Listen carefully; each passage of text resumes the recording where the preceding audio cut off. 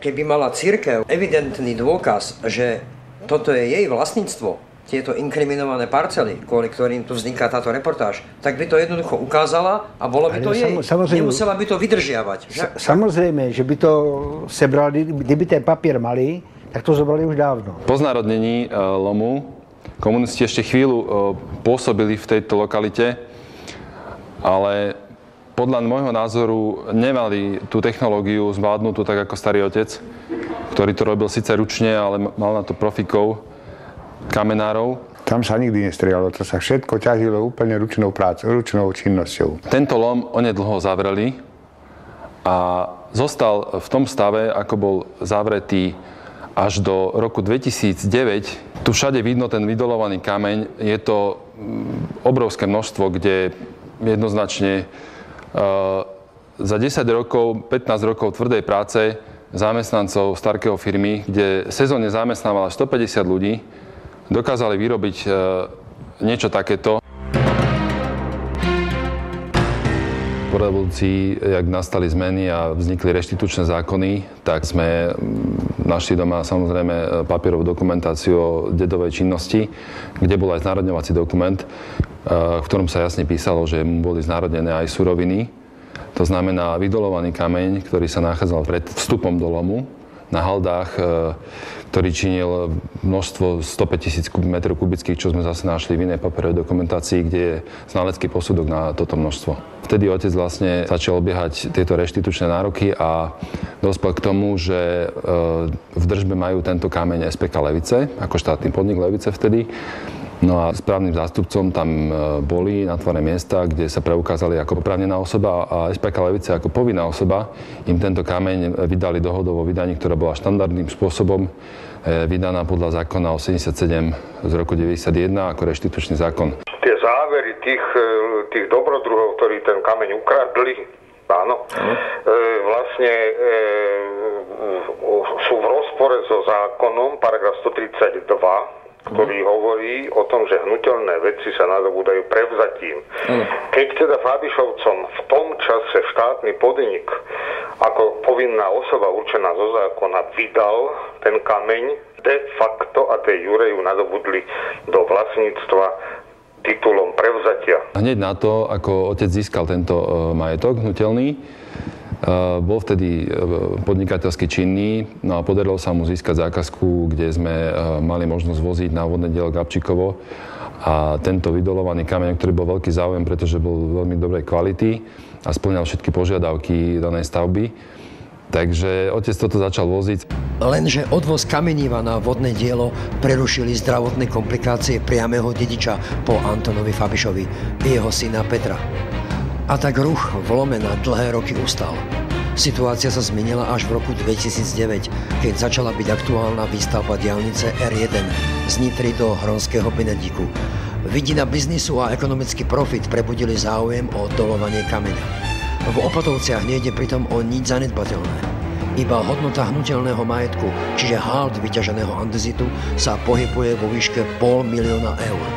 Až v roku 2009 sa pán Peter Fabiš rozhodol uplatňovať si nárok aj na vyťažený kameň nachádzajúci sa v Opatovskom lome, ktorý sa opiera o dohodu o vydaní hnuteľných vecí zo dňa 18.12.1991. Opak je pravdou, nie pán Fabiš, ale cirkev sa rozhodla už v roku 2009 uplatňovať si nárok na vyťažený kameň, aj napriek tomu, že pán Peter Fabiš starší tento kameň dostal na základe dohody o vydaní hnuteľných vecí a predával už v roku 1993 uvedený kameň na výstavbu vodného diela Gabčíkovo nad Maroš. V týchto vlastníckych právach nikto neohrozoval, nikto nezasahoval do jeho práva a nerušene tento kameň hospodársky využíval. Pán Fabiš však nikdy nepreukázal nič, čo by preukazovalo oprávnenie jeho otca privlastniť si vyťažený kameň. Keďže v našom prípade ide o ťažbu nevyhradeného nerastu, tento patril vlastníkovi pozemku podľa právnych predpisov v čase znárodnenia lomu a takýto režim úpravy vlastníctva k nevyhradeným nerastom platí dodnes. Pán Peter Fabiš však nikdy nepredložil žiadnu dohodu s vlastníkom lomu, že si vyťažené nerasty môže privlastniť.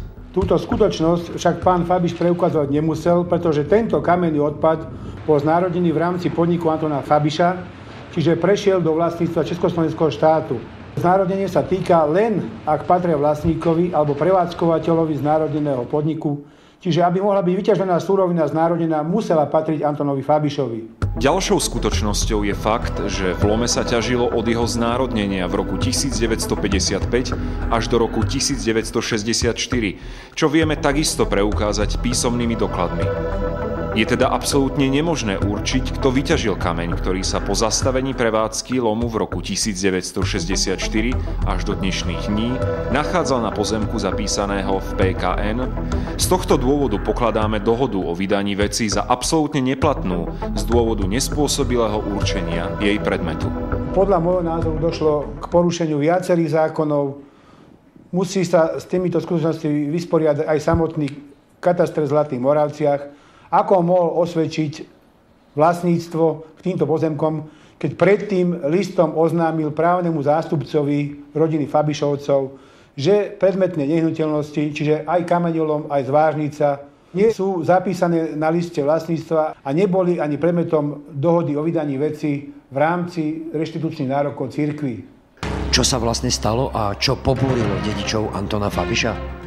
Novovzniknutá žilinská diecéza totiž požiadala notára, aby na základe stanovísk štátnych lesov Slovenskej republiky a obce Žitavany vystavil verejnú listinu v tom zmysle, že viac ako 10 rokov dobromyselne a nerušene užíva pozemky lomu a zvážnice.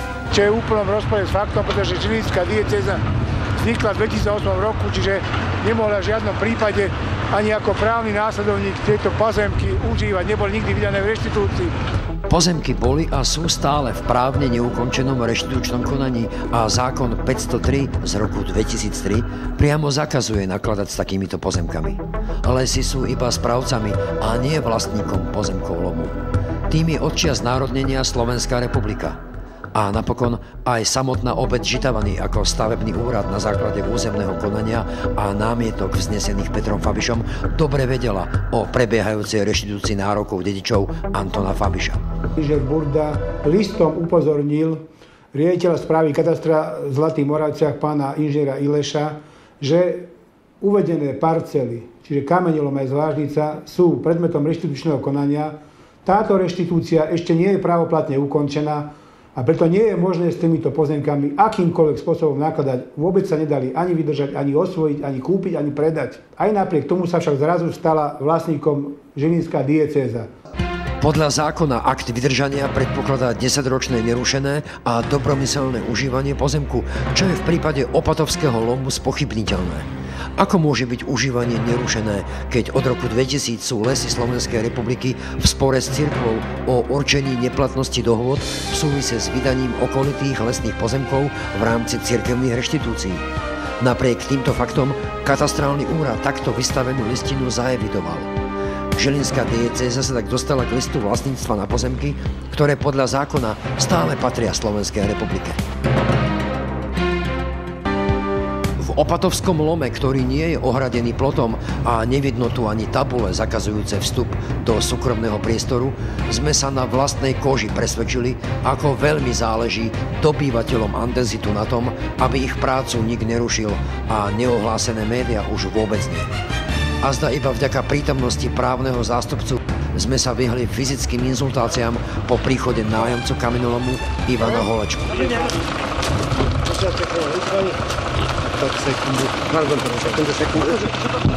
Čo ma napadáte, pane? Čo to má sa? Čo ma napadáte? To sa stráž, pane. Odovzdajte mi kameru. Nemôžem odovzdať. Poďte mi, Zojo. Juraj, poďte na pomoc. Nemôžem odovzdať. Ak ma napadli verejný činiteľa. Ja som verejný činiteľ. Už som zavolal. Ako to je políciu? No poďte políciu. Pán Holečka, nerobte si nepríjemnosti. Ja tu stráž má. Dobre, opustíme. Opustíme a kameru nemôžeme. Majú to štátu. Páni, môžete opustiť to presne. Áno, Môžeme s vami rozhovoriť? Nie, bohužiaľ iba to. Páni, opustite presne. Útok na pracovníkov a majetok Slovenskej televízie mal dohru na obvodnom oddelení policajného zboru v Zlatých Moravciach. Takto to vyzerá v realite, keď sa človek snaží presadiť práva a odvážajú vám náš majetok, ktorý nemáte šancu v tomto štáte presadiť a vy ste ich zastavili. Zatiaľ bez šance.